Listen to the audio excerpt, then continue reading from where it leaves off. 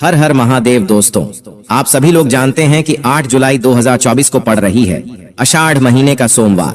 और दोस्तों, आप सभी लोग जानते हो कि आषाढ़ महीने का सोमवार मतलब भगवान शिव जी का सबसे प्रिय दिन है। तो भाई, इस दिन की महत्वता बहुत ही ज्यादा बढ़ जाती है। और दोस्तों, इसी दिन किया जाने वाला पंडित जी द्वारा बताया गया 5 कनेर के फूल वाले उपाय भी है, जो कि दोस्तों बहुत सारे लोग पहले कर चुके हैं, पर कुछ समय से यह वाला उपाय लोग भूल चुके हैं। क्योंकि दोस्तों, इस उपाय को हमने आपको बहुत दिनों से नहीं बताया है। पर दोस्तों, उपाय जो भी होता है वो हमेशा काम करता है। जो भी व्यक्ति उस उपाय को पूरे मन और विश्वास से करता है भाई, उसके लिए वह उपाय जरूर काम करता है। और दोस्तों, आप सभी लोग जानते हो कि सोमवार का अगर सबसे बड़ा कोई उपाय है तो वह 5 कनेर के फूल वाला उपाय है। तो दोस्तों, इस 8 जुलाई 2024 आषाढ़ सोमवार के दिन आप लोगों को इस 5 कनेर के फूल वाला उपाय को जरूर करना है। बहुत सारे लोग होंगे जिन लोगों ने इस उपाय को न किया हो, मतलब पूरा महीना निकल गया आषाढ़ महीने का, उन्होंने किसी भी दिन इस 5 कनेर के फूल वाला उपाय को न किया हो। पर दोस्तों, आपके पास एक आखिरी मौका बचा हुआ है, जो कि 8 जुलाई 2024 आषाढ़ सोमवार के दिन आप लोगों को इस वाले उपाय को जरूर कर लेना है। भले ही आपने पूरे महीने भर इस उपाय को ना किया हो, पर अगर आपने इस आषाढ़ महीने के सोमवार के दिन अगर इस वाले उपाय को कर लिया तो आपको इस उपाय को करने का वो फल मिलेगा जिसकी आपने कभी कल्पना भी नहीं करी होगी। इसीलिए आप लोग इस वाले उपाय को एक बार जरूर कर लेना, ताकि आप लोगों के हाथ से यह मौका ना जा सके और आपको इस उपाय को करने का फल मिल सके।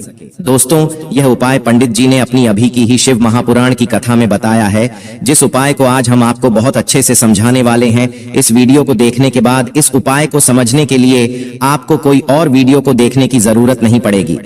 तो चलिए अब उपाय के बारे में बात करते हैं, लेकिन उससे पहले आप लोगों को यह जानना आवश्यक है कि आखिर यह उपाय किस समय करना है, किसको करना है और कैसे करना है।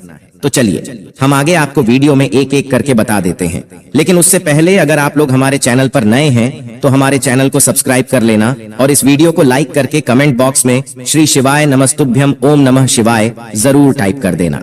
तो दोस्तों, इस 5 कनेर के फूल वाला उपाय को हमें इस सोमवार के दिन कैसे करना है, किसको करना है, किस समय करना है और कहां पर करना है, ये सारे सवालों के जवाब आपको इस वीडियो में मिल जाएंगे। और जो ये वीडियो देखेगा भाई, उसको 5 कनेर के फूल वाला उपाय जरूर करना चाहिए। और जब बात आ जाए कनेर के फूल की, तो यह सोने पर सुहागा वाली बात हो जाती है और यह एक बहुत ही बड़ा उपाय हो जाता है। तो अब दोस्तों, इस 5 कनेर के फूल वाला उपाय को आखिर करना किसको है, सबसे पहले हम लोग वह बात जान लेते हैं। तो देखो, घर की जो बड़ी माताएं बहनें होती हैं, उन माताओं बहनों में से कोई भी एक बड़ी माता बहन इस वाले उपाय को कर सकती है। और दोस्तों, अगर आप चाहें तो अपने घर में से सभी सदस्यों को भी इस उपाय को करवा सकते हैं। अगर किसी व्यक्ति की खुद की कोई मनोकामना है, खुद की कोई दुख और परेशानी है जो कि वह अपने लिए ही करना चाहता है इस वाले उपाय को, तो वह खुद अपने लिए भी कर सकता है। बाकी अगर कोई घर में से ऐसा है जो कि अपने पूरे घर परिवार की सुख और शांति के लिए यह वाला उपाय करना चाहता है, तो भाई वह भी कर सकता है, उसमें भी कोई दिक्कत वाली बात नहीं है। कहने का मतलब यह है कि इस उपाय को हर एक सदस्य भी कर सकता है और पूरे घर परिवार के सदस्य के लिए घर की बड़ी माताओं बहनों में से कोई एक माता बहन भी कर सकती है। माताएं बहनें अगर घर में उपस्थित ना हो या वह यह वाला उपाय ना कर पा रही हो, तो फिर घर का कोई बड़ा सदस्य भी इस 5 कनेर के फूल वाला उपाय को कर सकता है, चाहे फिर वह पुरुष ही क्यों ना हो, उसमें कोई भी दिक्कत वाली बात नहीं है। अब दोस्तों, इस 5 कनेर के फूल वाला उपाय को हमें करना कहां पर है? हमें इसे शिव जी के मंदिर में जाकर करना है। आखिर इस उपाय को हमें किस समय करना है? सुबह के समय करना है कि शाम के समय करना है? तो देखो, इस वाले उपाय को आप लोग सुबह के समय भी कर सकते हो और शाम के समय प्रदोष काल में भी कर सकते हो। अब अगर आप पूछो कि भाई सबसे उत्तम समय कौन सा रहेगा इस 5 कनेर के फूल वाला उपाय को करने का, तो हम आपसे बस यही कहेंगे कि इस उपाय को आप सुबह के समय करेंगे तो ज्यादा बेहतर होगा।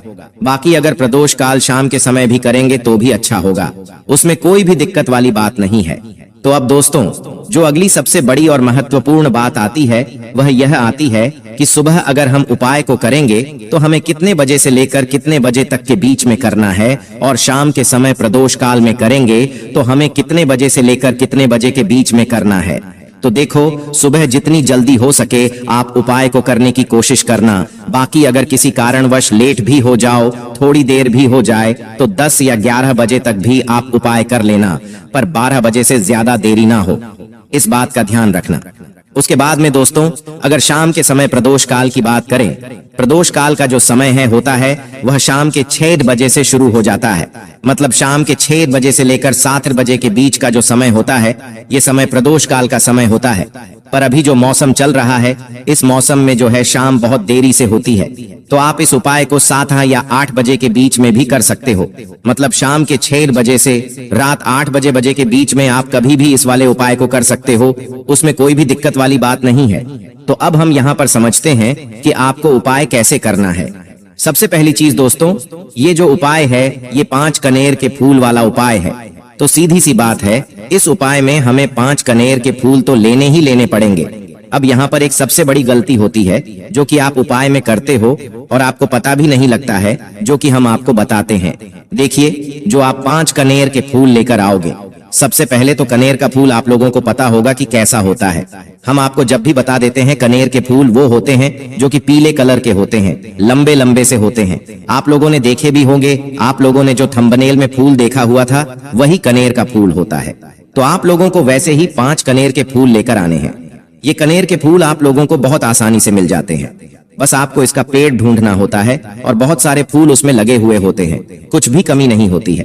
बस दोस्तों आपको यहाँ पर ध्यान इस बात का रखना है कि अगर ये 5 कनेर के फूल जो है, मतलब कनेर के फूल का पेड़ जो है कहीं बाहर लगा हुआ है, वो किसी के अंडर में नहीं लगा हुआ है, किसी का वो पेड़ नहीं है, तो आप बिना पूछे जो है वह कनेर के फूल तोड़कर ला सकते हो।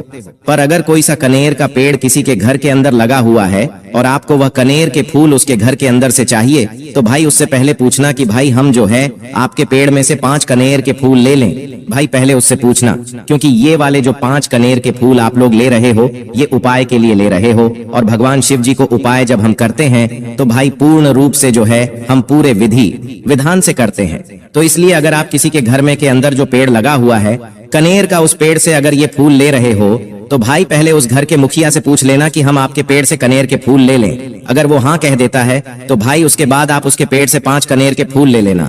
अब आपके पास 5 कनेर के फूल भी आ चुके हैं। अब दोस्तों कनेर के फूल के साथ में क्या हमें सीधा उपाय करना है या कुछ सामग्री भी लेकर जाना है? तो देखो, कोई भी उपाय जब हम करते हैं तो सीधा हम उपाय जाकर नहीं करते हैं, उससे पहले हम भगवान शिव जी की पूजन अर्चना भी करते हैं। तो देखो, अगर यह उपाय आप सुबह के समय कर रहे हो, प्रातः काल कर रहे हो, तो आप लोगों को अपने साथ में कम से कम 1 लोटा जल तो जरूर लेकर जाना ही जाना है। सोमवार का दिन रहेगा, वैसे ही माताएं बहनें अपनी पूजन सामग्री लेकर जाएंगी, तो उन लोगों के लिए कोई दिक्कत नहीं है जो प्रतिदिन शिव जी के मंदिर जाते हैं या सोमवार के दिन अपनी पूरी पूजन सामग्री लेकर जाएंगे।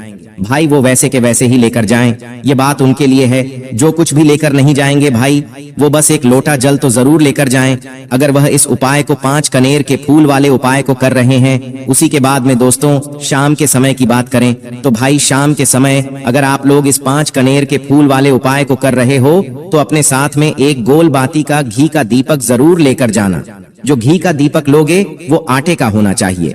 आटे का होने के साथ में उसके अंदर गोल बाती रखा आएगी। वो गोल बाती आप अपने हाथों से बनाओगे तो ज्यादा बेहतर होगा। साथ ही में उस दीपक के अंदर जो मतलब चीज डलेगी वो डालेगी शुद्ध देसी गाय का घी। उसके अंदर शुद्ध देसी गाय का घी ही डालना, ना भैंस का डालना, ना मिलावटी बाजार का घी डालना। इस बात का भी आप लोग ध्यान रखना। अगर आपको उपाय का पूर्ण फल चाहिए तो भाई करना क्या है, आपको पहुंचना है सबसे पहले तो अपने घर के पास में जो शिव मंदिर हो, शिवालय हो, जहां पर शिवलिंग विराजित हो, वहां पर आप लोगों को पहुंच जाना है। अब वहां पर पहुंच करके सीधा हमें जाकर उपाय करने लग जाना है।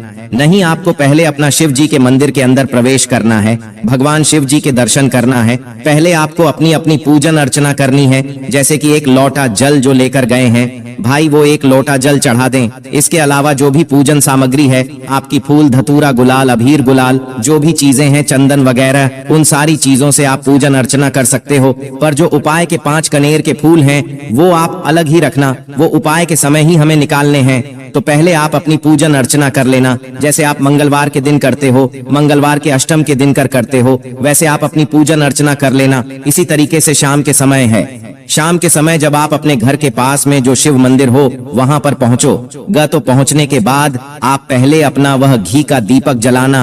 अब घी का दीपक जलाने में भी इस बात का ध्यान रखना, इस घी के दीपक को आपको अपने घर से जलाकर नहीं लेकर जाना है और मंदिर में जाकर भी जलाना है। और मंदिर में जाकर जलाओ तो उसे अपनी माचिस से ही जलाना है। अपने घर से इस दीपक को जलाने के लिए अपनी माचिस लेकर आना। अगर आपने मंदिर में किसी और की माचिस ले ली इस दीपक को जलाने के लिए, अगर आप शाम के समय इस वाले उपाय को कर रहे हो तो भाई इस उपाय को करने का फल जो है उस व्यक्ति को भी मिल जाएगा जिस व्यक्ति की आपने माचिस ली होगी। इसलिए आप अपने घर से अपनी ही माचिस लेकर जाएं। उसके बाद में दोस्तों आप लोगों को एक बात का और ध्यान रखना है कि जब आप उस दीपक को जला दो, जलाने के बाद उस दीपक से आप चाहो तो आरती भी उतार सकते हो, अन्यथा कोई दिक्कत वाली बात नहीं है।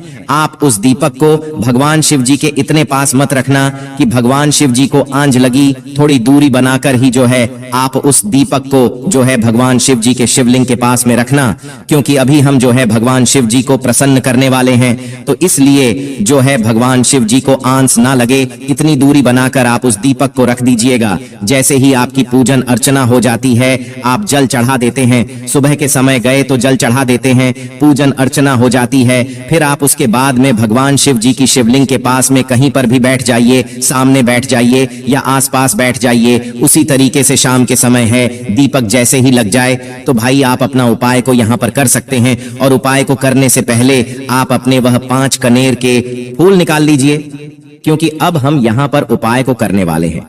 उपाय को करने के लिए आप शिवलिंग के सामने भी बैठ सकते हैं, आसपास भी बैठ सकते हैं, कोई दिक्कत वाली बात नहीं है। अब हमारे पास 5 कनेर के फूल हैं, तो सीधी सी बात है कि इन 5 कनेर के फूलों को हमें 5 अलग अलग जगहों पर यहाँ पर चढ़ाने हैं। अब वो 5 अलग अलग जगह कौन सी हैं वो हम आपको बताते हैं।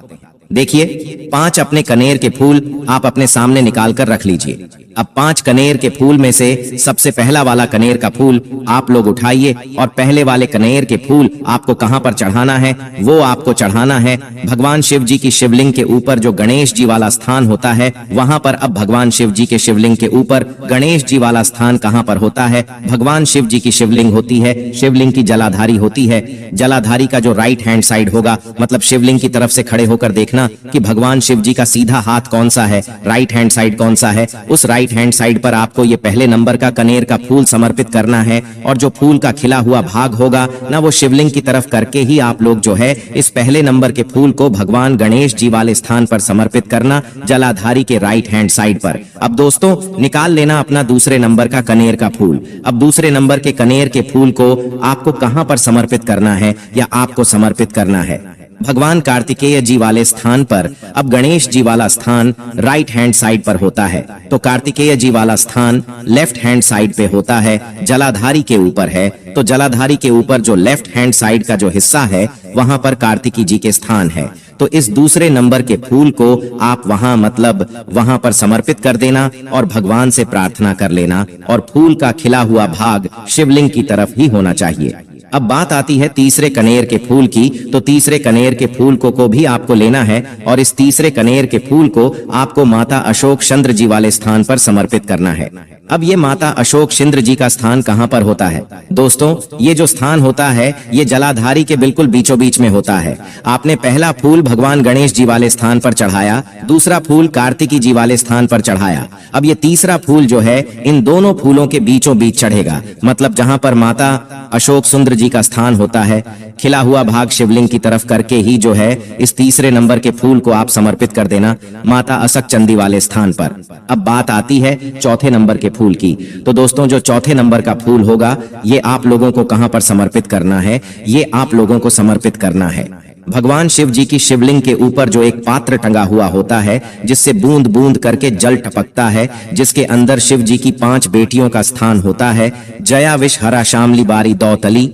और देव उस पात्र के अंदर जो है आप लोगों को क्या करना है? ये चौथे नंबर के फूल को समर्पित करना है अगर किसी कारणवश आपका वह पात्र जो है शिवलिंग के ऊपर जो पात्र टंग होता है जिससे बूंद बूंद करके जल टपकता है, वह पात्र उपस्थित ना हो, तो वह आपको क्या करना है कि शिव जी की 5 बेटियों का नाम लेकर जया विषहरा शामली बारी दौतली और देव का नाम लेकर जो है इस चौथे नंबर के फूल को आपको जलाधारी के ऊपर ही कटी शिवलिंग का जो कटी भाग होता है, मतलब जलाधारी के ऊपर ही जो भाग होता है वहां पर समर्पित कर देना इस चौथे नंबर के फूल को। उसके बाद में दोस्तों बात करते हैं आखिरी नंबर के 5वें नंबर के फूल को, जो कि आखिरी फूल है हमारा।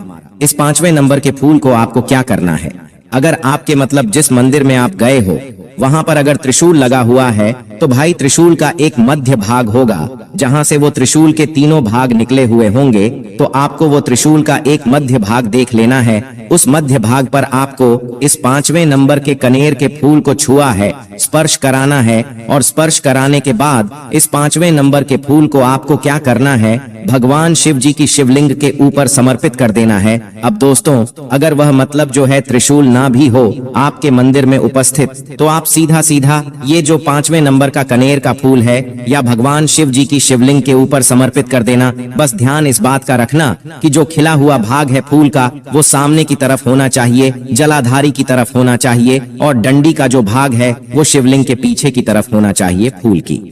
तो इस बात का आप लोगों को ध्यान रखना है। जैसे ही आप लोग को ये 5 फूल समर्पित कर देते हैं, वहीं पर भगवान शिव जी के शिवलिंग के पास में बैठकर जो है हाथ जोड़कर विनती कर अपनी वह मनोकामना बोलना जिस मनोकामना के लिए आप लोग यह वाला उपाय कर रहे हो, अपनी वह दुख और समस्या बोलना जिसके लिए आप लोग अपना ये वाला उपाय कर रहे हो। अपनी किसी भी एक मनोकामना के लिए ये वाला उपाय करना, 2-3 मनोकामना एक साथ मत बोलना, कोई भी एक मनोकामना बोल देना अपने 5वें नंबर के फूल को चढ़ाने के बाद। तो भाई 2 मिनट भगवान शिव जी के नाम का जाप कर लेना। उसके साथ में दोस्तों आपका ये उपाय यहाँ पर पूर्ण हो जाता है और आप अब भगवान शिव जी के दर्शन करके उनको धोख देकर अपने घर पर वापस जा सकते हो।